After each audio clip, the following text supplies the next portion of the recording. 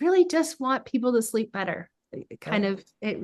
Like I do feel like, I may not be able to offer world peace, but I think people will be just nicer if they all sleep better. It's like You're uh, grumpy when you don't sleep, right? you're grumpy. The hangry commercials with Snickers, like they kind Yeah. of, but like sleep is way more that way. Like if we could all just sleep better, maybe we'll be less grumpy. Welcome, friends, to this week's episode of the Inspired Yogi. Today, I am with Tara Youngblood. And Tara, I am excited to. This is a great topic, and I think all my listeners are going to appreciate it. And I'm so excited to have you on the show. And thank you for being here. And I hope you'll start by telling us a little bit about yourself. Yeah, so I've had a long journey in sleep, way long time ago now in 2007. My husband and I came up with our first sleep product. And I feel like I thought I knew about sleep then, but I actually didn't. It was mostly about comfort. But I had a loss in my life that really caused me to not be able to sleep at all. The grief and depression really was devastating. And so I had to really figure out how to sleep um, and sleep despite all of that stuff that I had going on in my head. And so that put me on a journey of exploring all the different ways in which everything from Ayurvedic and traditional Chinese medicine to modern neuroscience and how they look at sleep. And kind of put together my own recipe of like, oh, okay, well, some things are right here, and I like this here, but how to use a scientific approach to how do we find the levers to pull for sleep to really allow anybody to get great sleep, even though we're all really different. But if we understand our levers better, we can get anybody to find that right recipe for sleep. This is great. I'm really excited, like I said, about this topic. And it's great to be talking to a sleep expert. So I used to, I'm like 62 now. I say like because that's my age, but I don't feel 62. But I used to say, like through my 40s into my 50s, that sleep is overrated. Mm. And lately I've been turned on to like Joe Dispenza and how important, not Joe Dispenza, excuse me, um, Gary Brecka. Mm. Are you familiar with him? I need to Oh, look. okay. He runs the Ultimate Human podcast, and he's really big into biohacking and doing different things. And he has a lot of people on, like yourself, that would say that sleep is so important. And even like he mentions that even as a teen, if you're losing valuable sleep, it's catching up with you when you're older. So it hasn't caught up with Absolutely. me yet, I hope. But I used to like every month, almost around the full moon, I'd stay up all night and just continue the next day like it was nothing. I used to get 4 hours sleep and be great. But now things have changed and how to get better sleep. I'm excited about this conversation because I need this. Yes, and everybody's different on how you sleep and what sleep looks like for you. I'm a big believer in 8 hours is good, but it is a very generalized measurement. It'd be like saying eat healthy as a yardstick for eating, and that kind of leaves a lot of things out if you just say eat healthy. Oh, that sure And eight does. hours is a very big generalization. There's lots of people that sleep in different segments and different ways and different times. So there's lots of different ways in which you can look at sleep. But the one thing that is universal is it absolutely is, as you described, something that you need to build on. And if you think about it more in terms of an investment, it's kind of like budgeting. If you start saving when you're 20, and there's all those, everyone's seen those metrics of like, if you start saving $1 when you're 20, it's worth 10 times more when you're 60 than when you start saving at 55, and then you have to cram it all in at the end, the time power of money. And sleep really works the same way as this sort of battery bank that we can build up over time and sort of contributes to our health and what we do. But it doesn't mean that at any point you can't jump in and start saving and start thinking about sleep as something you should just be in love with. There's so many magical things that happen in our brain when we sleep. And it is a huge unlock for creativity and cognitive load and emotional development. And we're just starting to really get into what it looks like to think about sleep as actually a huge unlock beyond health to what we can do with our minds. Okay, so that's some of those are very important benefits for sure, for sure. So where I used to say sleep is overrated, I probably should have been saying sleep is underrated and trying to get more than 4 hours a night. Um, what other what other reasons is sleep important? Yeah, so every major system. I actually just read an article this morning that they're finally Eastern medicine is finally trying to keeping up with the idea of what happens between our organs and in the space between and in our circulatory systems, from lymphatic to your cardiovascular system. Sleep is really the time in which we heal and reset. And in terms of sort of as I love yoga, but the reset and what that does, we think about when we do yoga, that reset. Well, our body has to do that. We don't actually do it when we're awake.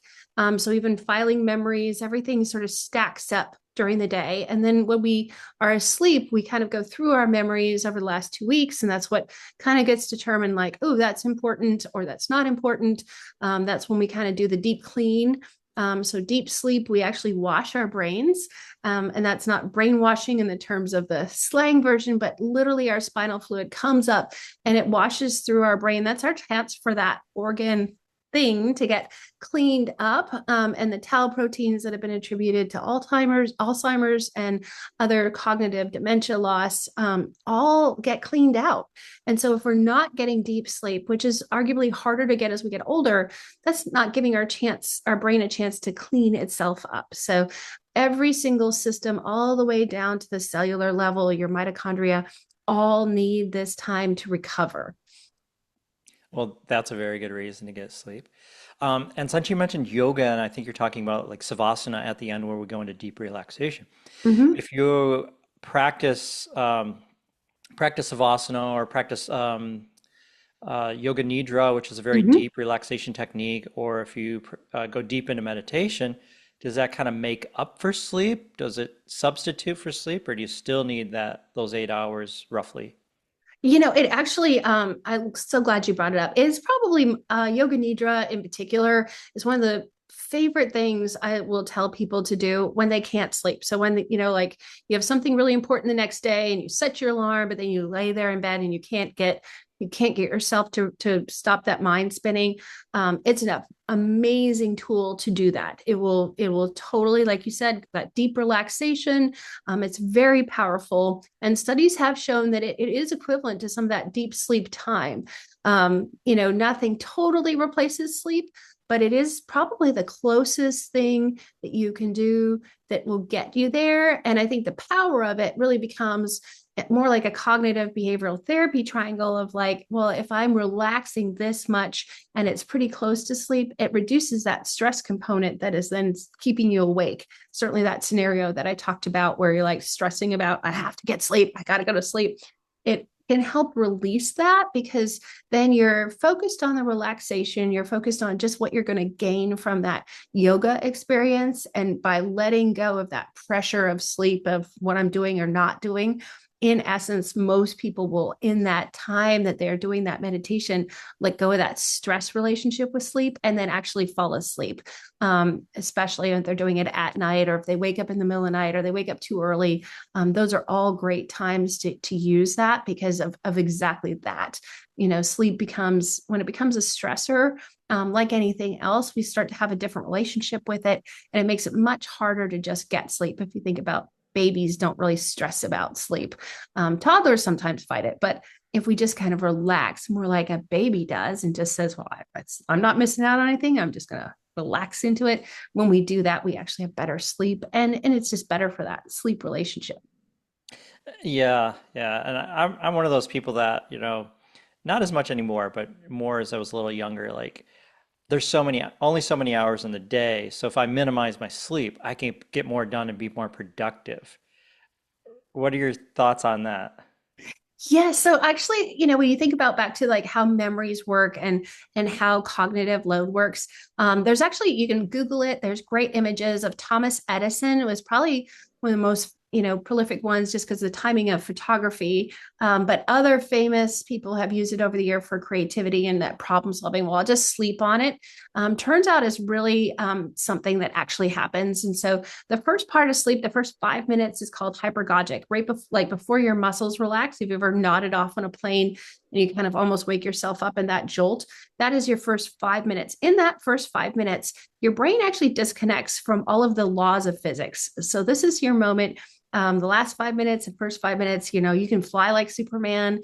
Think about, I don't know if you're a Matrix fan, but this is the moment where all of that lets free. And so when you do that in a creative or problem solving kind of moment, or even if you just do it like you're trying to study more, your brain does some really magical stuff in that time. I actually did a conference at MIT for dream engineering, and it is really amazing what happens during that time, that we're just starting to really grasp what our brain can do in that time. And so Thomas Edison would lay on a bench with steel balls in his hands. And again, that moment then when his muscles would relax, the balls would drop to the floor and wake him up. But he would think through what he was trying to solve, or what we next step, whatever that is.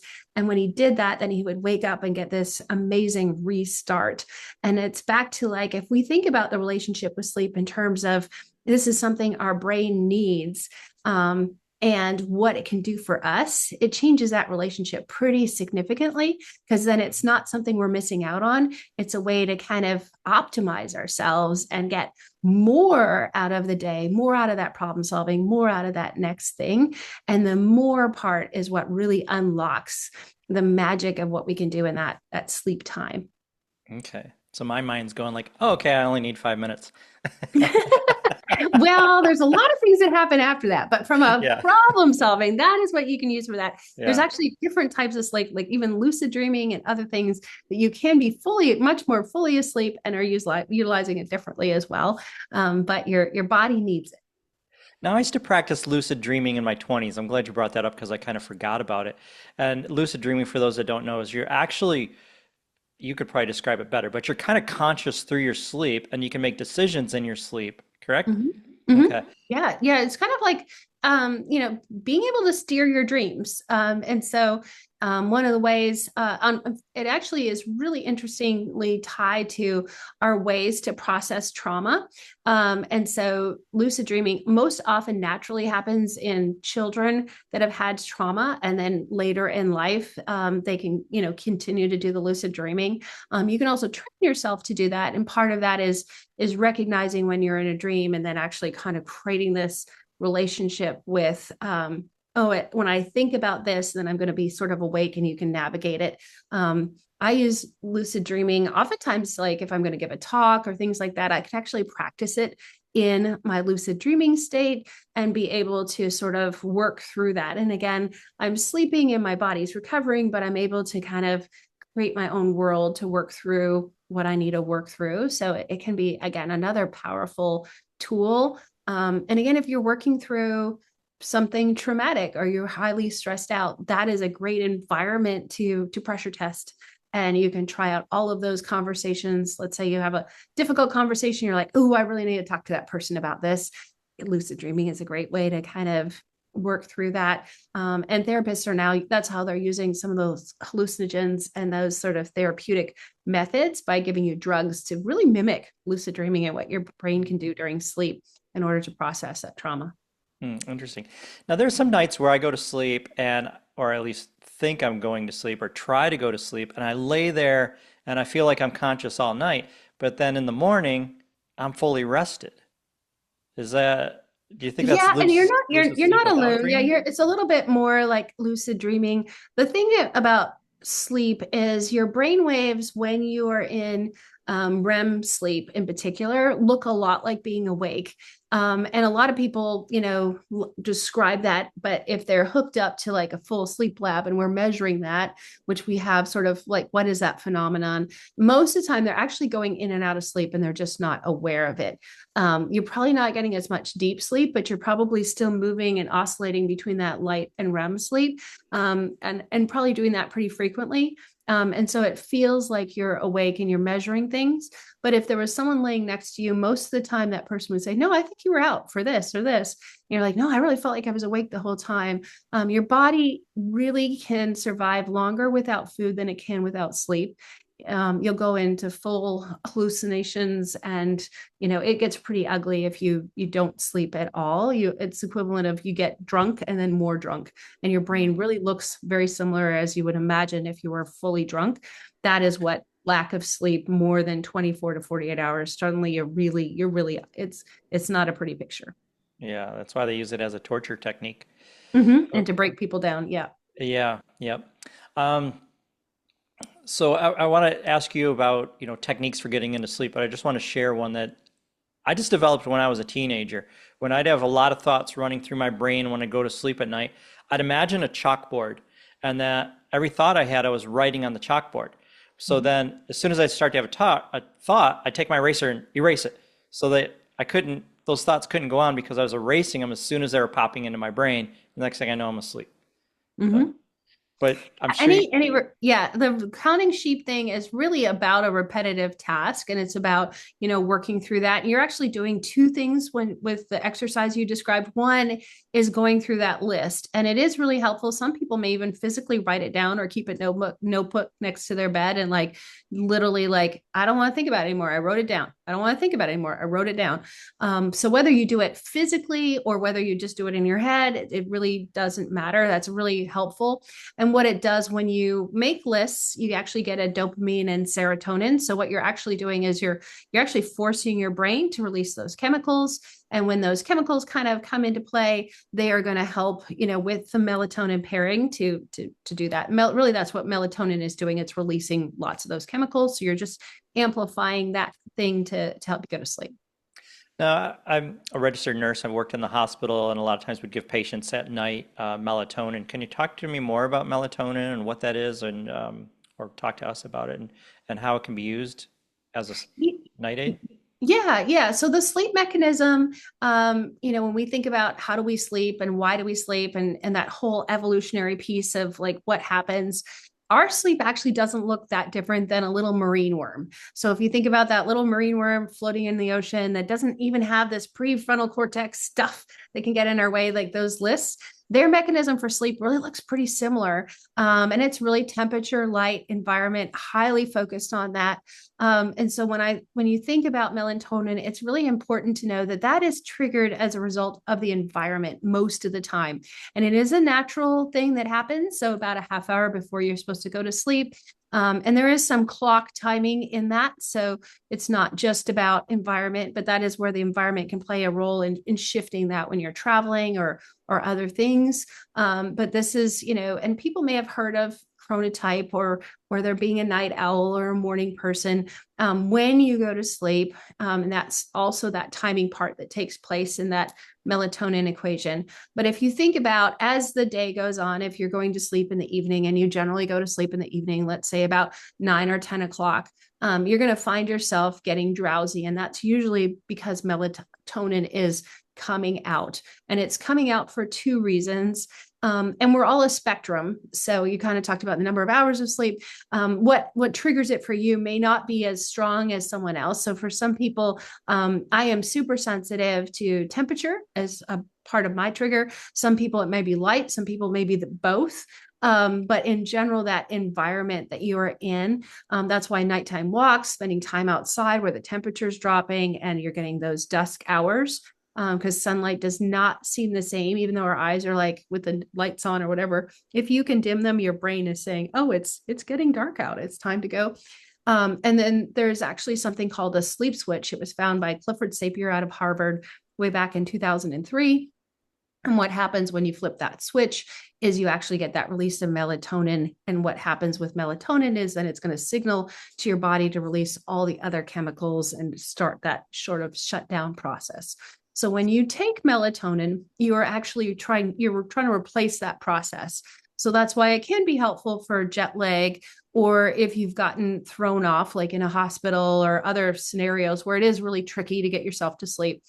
It's not as great for long-term use, I believe, for that reason of like, you're replacing that mechanism and you're telling your body, I don't need this because I'm supplementing it, and can create some confusion in that circadian rhythm, which is important to try to keep it clean. So what I will say is that it can be really helpful. Like I said, if you're traveling, if you've been, for whatever reason, you're system is feeling off to help you feel drowsy. Teenagers sometimes, because their melatonin onset can be well delayed, even past grown-ups. So if you have a teenager and they're having a hard time falling asleep, it's not unusual. Their melatonin cycle gets very thrown off, and sometimes it may not trigger until later for them. So sometimes that can be helpful to get them to settle down or reset their puberty and hormones, which, even though we think about that as 13 all the way through 25, is still being kind of wonky with them at times. And so that can throw off that cycle and sleep cycle as well. So yeah, all of those. And then for women, as we hit menopause, and even men as we age, that cycle can get thrown off. So it's important that if it's off, it's a great tool. Like I said, we do want to sort of notice, though, if we've been using it for more than 2 weeks, what else is going on? And that when it's no longer a tool, then it's a habit. And so we want to use melatonin in that tool category and not as a habit category. That makes sense as well, pretty much like anything, right? Any Mhm. supplement, I guess. So, the sleep switch that you just mentioned, there are ways to flip that switch yourself? Yes, yes. And it is extremely powerful. Back to when we think about like sleep and where it lives in our brain. It's in the old part of our brain, not like old as in like our brain's the age it is, but an evolutionary part. And that's why, that little marine worm that I described and Hmm. us are similar, because it's a fairly mechanical system. So when and the study with Clifford Safier and Sleep Switch has kind of come, so there's a lot of different articles on it. I think you can just Google sleep switch and Clifford Sapier and you'll find it if you want more details. But it really is triggered by temperature and light. Temperature in his case is what he studied. And that temperature, when you want to trigger it, that's back to like, what are you doing in the evening?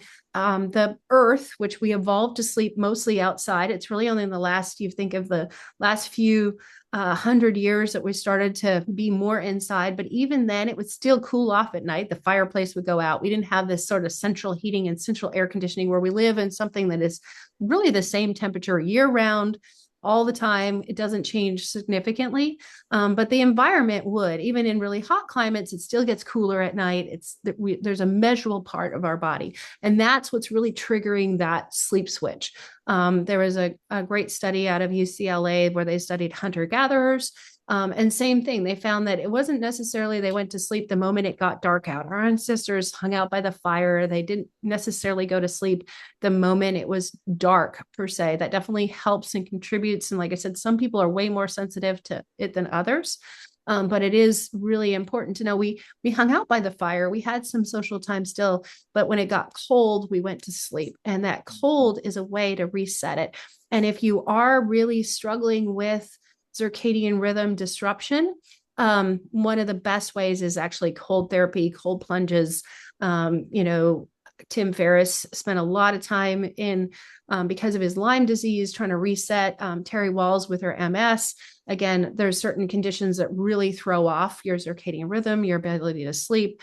They throw off lots of things. But if you ever can't get a sleep because of one of those, all of them are using sort of a 20-minute protocol of about an hour before you go to bed.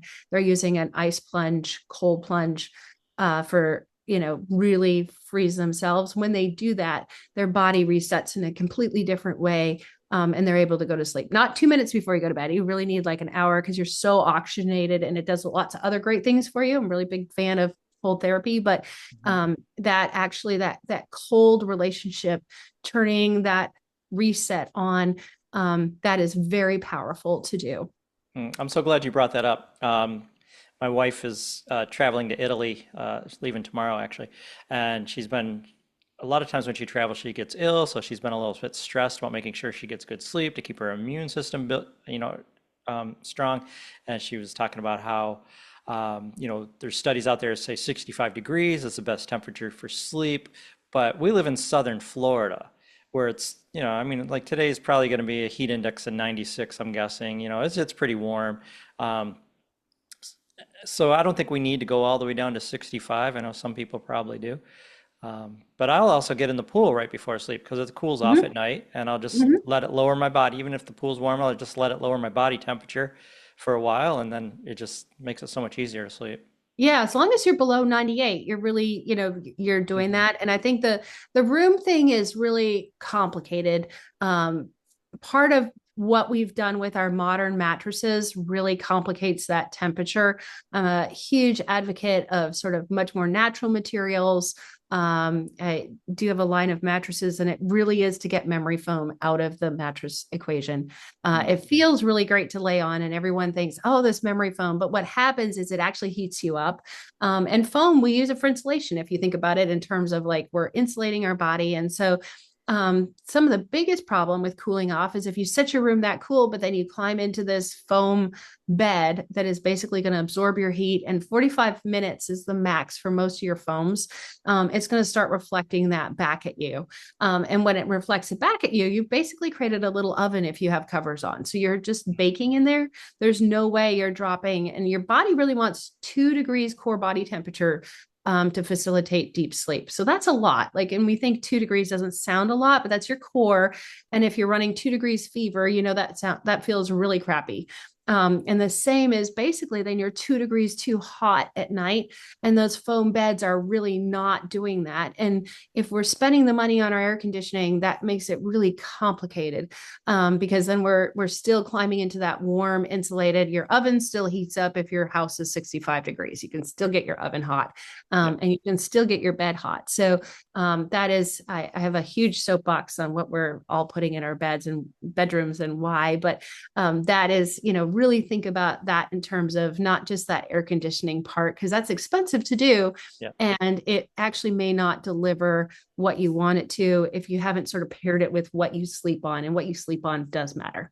Interesting.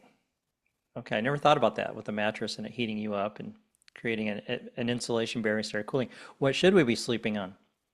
So there's latex, and we often think of latex in terms of like those latex gloves, Hmm. but latex is a natural alternative to it. Not all latex are the same. Like anything you hear that's organic, be smart and do your research on the different brands with that. I have a predominantly a huge layer of gel. My husband's uncle invented the waterbed. So, when you think about what you sleep on, the waterbed was that one where you could really adjust the temperature. Water is just a magical substance that way.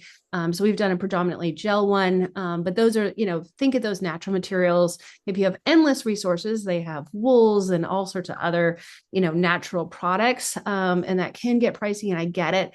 But it is, where you spend a good chunk of time, and those natural materials make a difference. But that is, if you're making those choices for your food, and a lot of people make the choices for their food and their other parts of their life to keep them natural and clean, and then they go and sleep on a hunk of petroleum, because basically your foams are heavily petroleum based.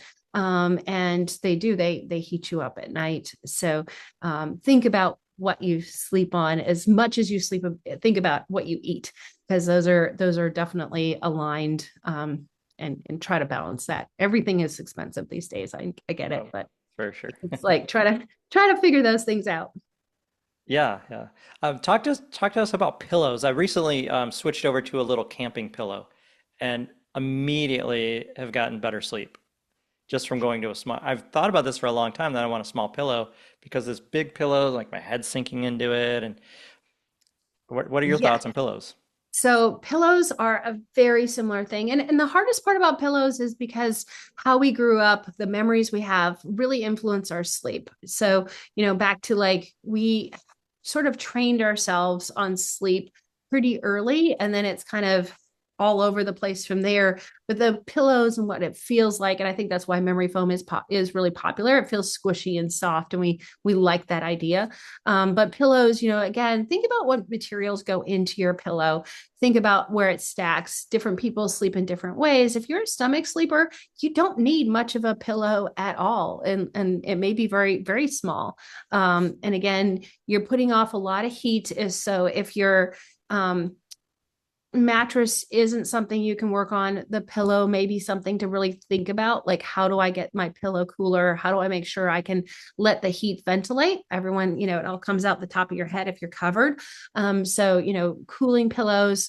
But again, do your research, because some people, the marketing is really kind of blown up with pillows. So it could have a little fleck of gel in it and say it's cooling. And it may also have PCMs, which is a material they put in the cover, and it feels cool to the touch. And then it actually doesn't have any capacity for cooling. I have a layer of gel. And then I have different, so when I did it, is so you could have different materials and stack it. So I'm a side sleeper. And you do, if you're a side sleeper, you want that spinal alignment. So you want to sort of fill this space. And so that's different than a back sleeper or stomach sleeper, where you're trying to support your head in a different way. And if you move around a whole lot, then you might want a couple different pillows or put pillows next to you. And so what you do with your pillows is kind of all over the place. Some people will have an extra hugging pillow. All of those things happen to pillows. But do keep in mind that your pillows, people talk about lifetime of a mattress. Pillows have a pretty rough life. So all the skin cells, all the other stuff that come off, I would make sure that you're changing out your pillow or washing it if you can. It should be, most of them can be washable, but really think about, keeping that pillow as a clean, safe thing, because it's right there. You got a lot of lymphatic circulation happening right here at night. And so if it's not allowing the circulation, a lot of those memory foams, the things that squish in, don't always relieve pressure. That we have this sense of if we sink in, it's pressure relieving. That's not always the case. We want to disperse that, and having actually, it's one of the reasons we have a sort of a fluid-like gel, is to allow that sort of pressure release, and that fluidity next to your head here actually allows better circulation. It allows better cervical alignment. Those are all things to consider. Again, if you have back issues, sometimes it can start in your neck if your pillow is too funky. So it is worth being as diva as you want on pillows, and keep trying it until you find one that really works. But then make sure it stays healthy and keeps a shelf life that's reasonable. There's nothing worse than having a pillow that's just this hunk of foam that, or squished down polyfill that is really yucky and gross. Because then you can build up different bacteria and stuff in there too. And it's not good for you. That is kind of gross. I never thought of that. Yes, because being a sleep aficionado, there's nothing worse than going to someone's house and you're like, oh my gosh, I think that pillow's been around since the 70s. Not option. I ran a yoga retreat center in northern Michigan for a while, and they had this meditation room that they used every single night. And the orange shag carpeting had been around from the 70s. I'm like, this is disgusting, and it smells. And and it had these beautiful hardwood floors underneath. And when I pulled it up, they were so upset because, this carpeting had been there so long, but it was so gross. But anyway. Yes. Certain things it's okay to just get rid of. Yes. Yeah. You mentioned positioning, and I've heard that sleeping on your back is the best position. If I lay on my back before, like when I'm trying to fall asleep, I will not fall asleep, and I won't be able to fall asleep for hours. And then if I do, right before I fall asleep, I'll roll over onto my side automatically, like unconsciously. What are your thoughts on position? So I think that there's actually benefits and different, however you sleep is really good. I feel like, a lot of times actually when you lay on your side, your lymphatic drainage and all of that actually works really well. Does a side matter, left or right? There definitely there's not great peer-reviewed evidence that a side matters. There are definitely people that will have an opinion of like this side allows it better than others. I generally feel like that is getting into a nuance of your body is, if you really listen to it, your body generally does want to tell you what it wants. And if we listen, then we can generally find, like, if you want to sleep on your side, you're generally doing it for a reason. Your body wants to do that. Women have to go through that when they're pregnant. There's really no option to be sleeping on your back or your side. It's like Your belly, I mean. I only get to sleep on my side. That's just what it is. Like, there's no stomach sleeping for that. So I feel like we can spend. That's where I think people who get super into it and then sort of judge themselves of like, oh, I heard this is better. If you sleep really great in this position, just do it. The risk with sleeping on your side is if you don't have a great pressure relieving mattress, and back to like the squishy of memory foam actually doesn't deliver great pressure relief. You want to be really smart. So 32 millimeters mercury on a scale of 0 to 100 is where you don't get pressure ulcers. It's where your arm doesn't go numb, all of those things, which are some of the complaints that happen with the side sleeper in particular, because your hip and shoulders get all of this compression down. But that is where, they don't like to publish it because most of your memory foams are up there in the 80s, 60 through 80. They're pretty high up there actually on your pressure and not that pressure relieving. So I don't like to talk about it that much, but you can get to those details if you hunt for them. But yeah, push for the lower levels on that millimeters of mercury, which is just the way they measure it. It's kind of like millimeters or miles, or it's just a unit of measurement. Don't get caught up in it. But yeah, it is important that the closer you are to that threshold and below, that just means you're not having that compression. You're not going to roll around as much. So one of the reasons we move around is twofold. One, we get too hot, and the other one is we're squishing our cells in our body, and we're like, we need a shift in order to reduce that pressure. So if you're switching sides, 9 times out of 10, it's either fits in the category of heat or pressure or both, and your body's like moving it. And that's really why people that can't move around have to be below that threshold, because they get pressure ulcers from getting stuck and they can't flip themselves. But that's why we who can flip do. Yeah, yeah. So do you have like a top 5 tips for better sleep? Yes. So and actually this will go really well for your wife who in Italy, is sleep does not start at night. Back to think about the mechanism. It starts in the morning. And just like there's a switch to turn it off, or switch to turn it on, there's a switch to turn it off. And so when you wake up in the morning, and try to wake up early, because sleep between or light between when you wake up and when that sun rises between 9 a.m. is special, just like dusk. That dawn time is really special. So the closer you are to that dawn time is actually better light. It tells your brain, hey, actually it's morning and I need to get moving. Warm your body up. So just like cooling your body at night, your body wants to warm up in the morning. And when you warm it up, the equivalent of cortisol comes out. And cortisol gets a bad name. Everyone thinks about it as a stress hormone. But again, when you work out, all of that is really good. That's good cortisol in the morning. And what it does is it says, sleep is done. I'm turning it off. And when you think about the mechanism for sleep as actually an accumulation of a chemical that builds up, and when it hits max, that's when you get sleep pressure, and you get more and more sleep pressure to force you to sleep. So when you've turned off sleep, it knows, hey, I'm empty. I need to start moving towards the next night. And so for travel, the best time to think about sleep is when you wake up in the morning and give yourself everything you can think of for that great push in the morning, and then your body will naturally feel tired, and usually there's regular amount of time. So it's a great way to kind of reset that clock for jet lag, and it's the same for the rest of us. The other big tip is back to that cortisol. So when we get stressed throughout the day, and as yogi people, you should know exactly how to do that. But if you let that stress build up, by the time you go to bed, that stress and that cortisol is like huge. And that's when you're like really restless and have a hard time going to sleep. So if you take little time out, and I'm a big believer, and we all have to use the restroom. So take a moment in the restroom, take 30 seconds, 60 seconds ideally, but just take a short break and give yourself a little extra time. This is a chance to breathe. This is a chance to just take a moment, reset. And the reason it's important to do it, like with going to the bathroom or something you're already doing, is it's sometimes easy to get busy in your day and get distracted. And then you get to night and you're like, oh, I didn't do that again.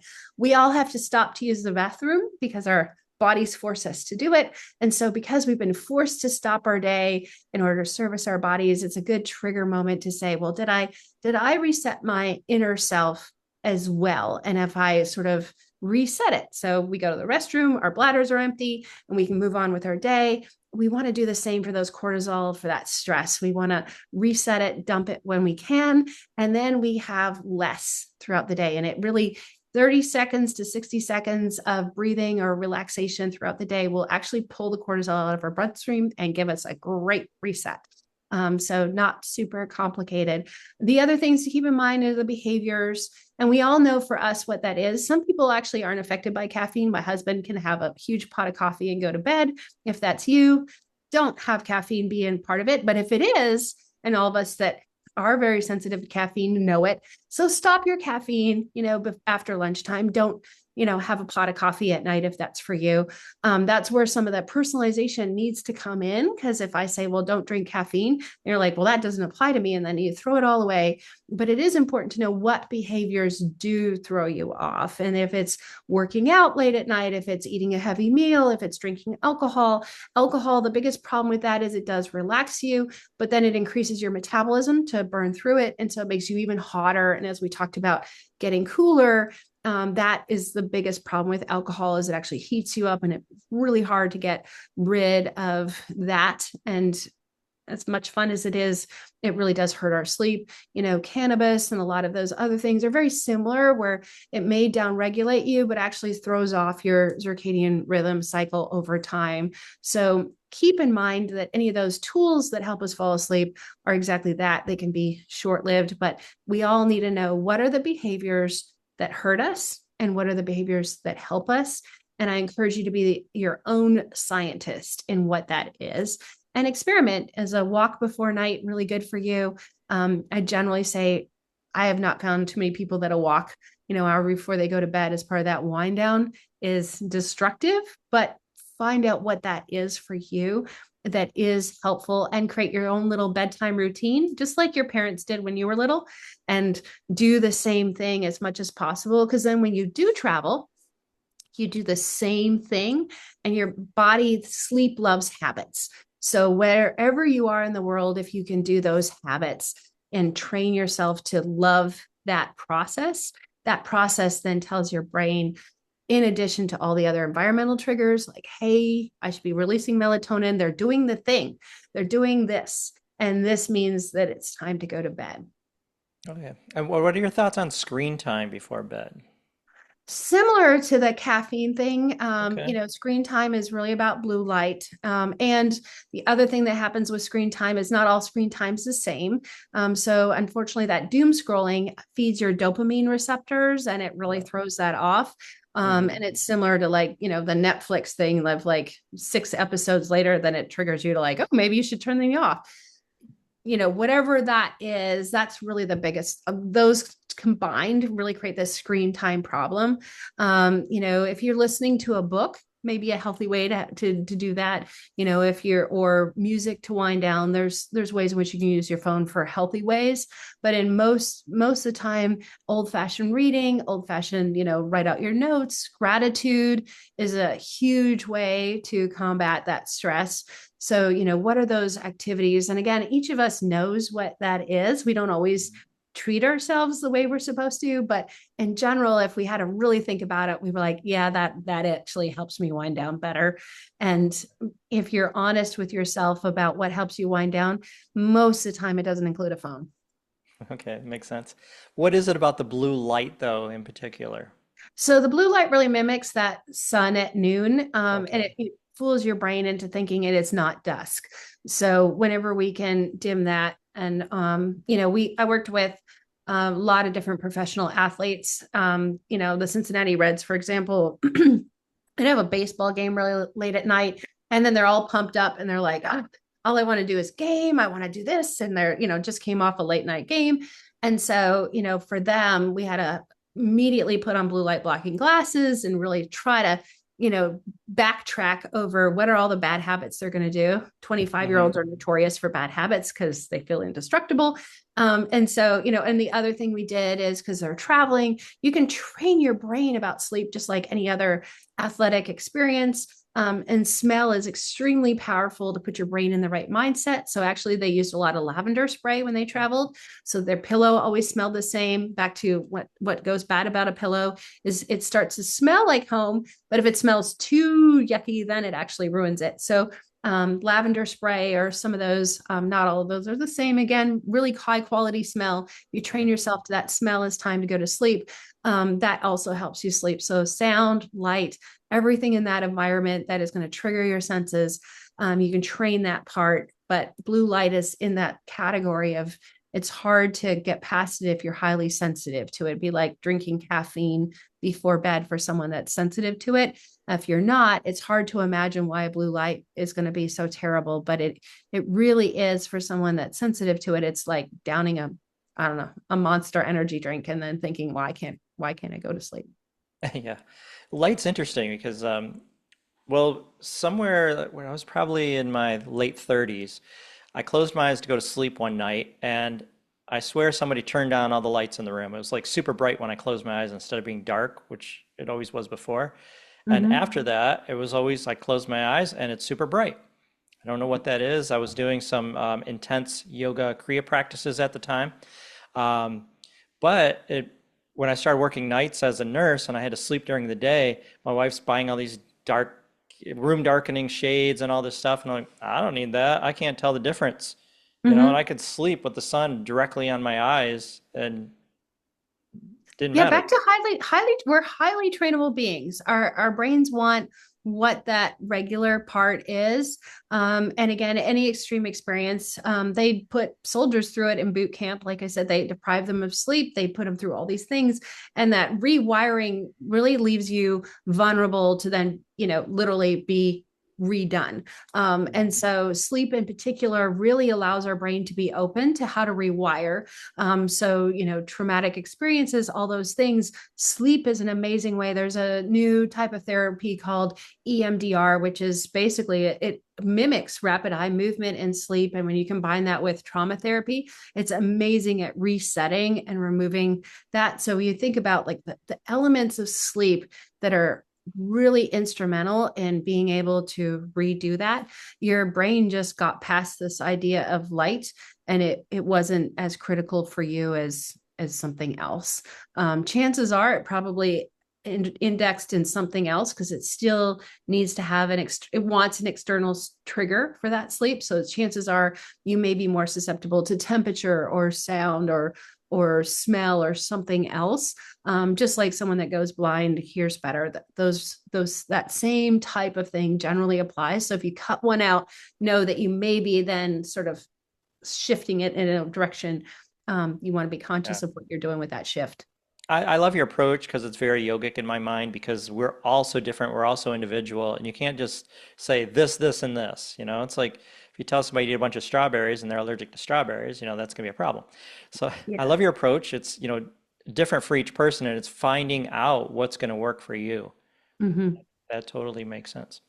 Now, did I hear you correctly before we started the show? Do you have some sleep products or sleep aids that you have marketed? Yes, yeah. So, I'm a huge advocate. The first thing I'll talk about, everyone loves the idea of supplements. And the important part is we are all chronically low on magnesium, specifically in the US. There's a lot of processed foods. They're terrible for flushing through that magnesium. And magnesium in particular, if you think of that your potassiums, all of those are used for multiple chemical processes, not just sleep. And it is our body will literally pull magnesium out of our bones rather than be low on magnesium. And so when you think about, products for sleep, back to that melatonin, think about magnesiums, think about staying hydrated. Not all water is created equal. And a lot of the reverse osmosis that makes our, people love those filters, but it strips all of the good stuff out too.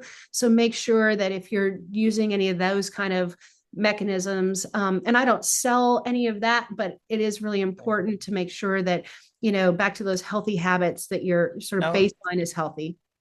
as far as magnesium goes, there's different types of magnesium, right? Is there Mm-hmm. specific ones that are good for sleep?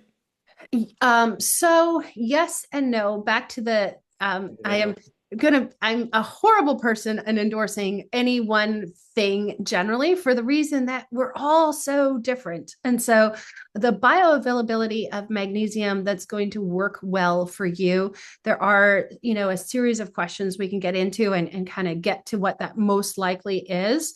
But the best thing generally is to pick one and for 2 weeks kind of monitor how well am I down regulating, how well am I managing. Magnesium was once used to actually slow down labor for women. So if you think about like it really is a good down regulator, and that's when you can tell you have Still enough of is. it.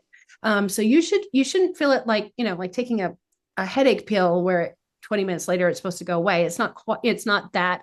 That's why it's over 2 weeks. And if you're really chronically deprived in magnesium, it may take up to 2 weeks before you've actually built up that battery again and you can actually really feel it. So that's one of the reasons I say 2 weeks.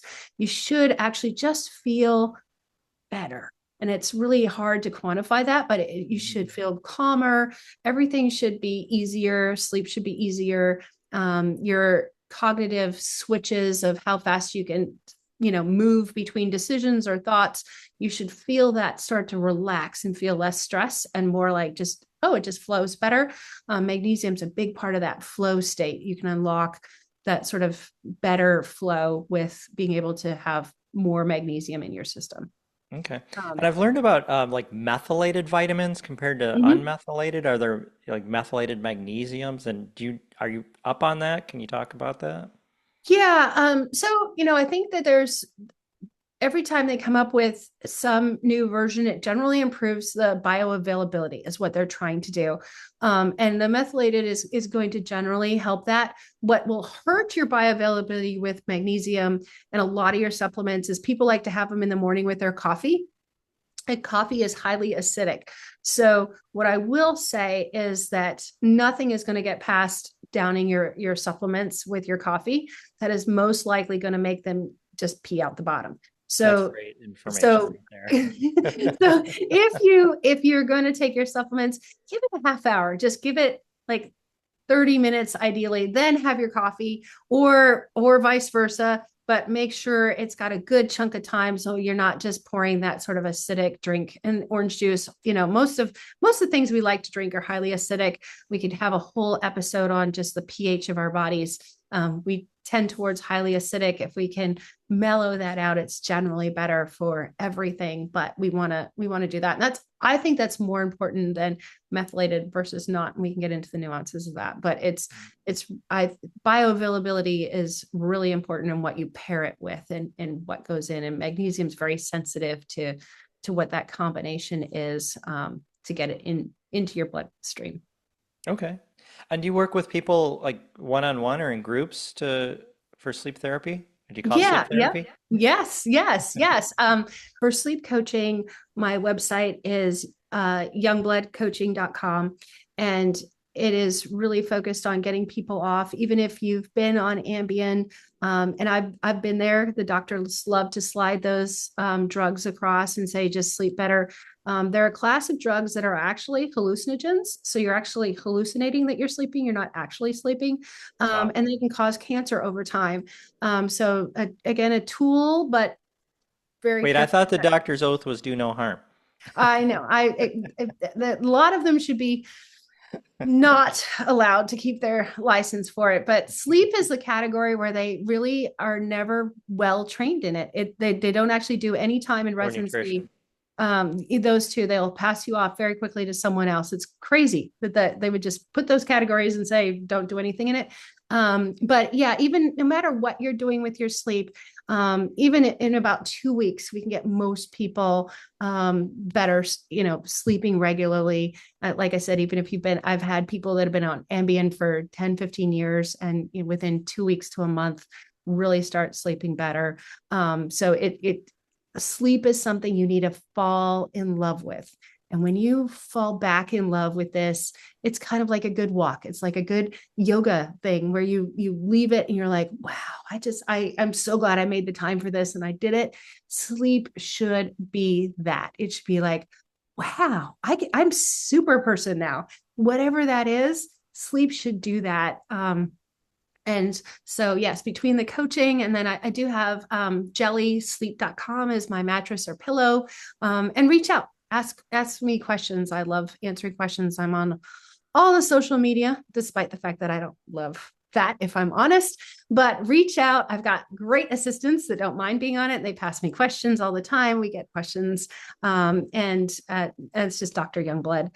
And ask questions away. But fall in love with sleep. If you're not in love with it today, fall back in love with it. Because when you find parts of your life that you can be in love with and make you happy, then you do them more, you respect it more. It's just a completely different relationship. It's back to that intention part. Like if you go into a yoga class going and you're angry and you're gonna, don't want to absorb it, chances are you're not going to.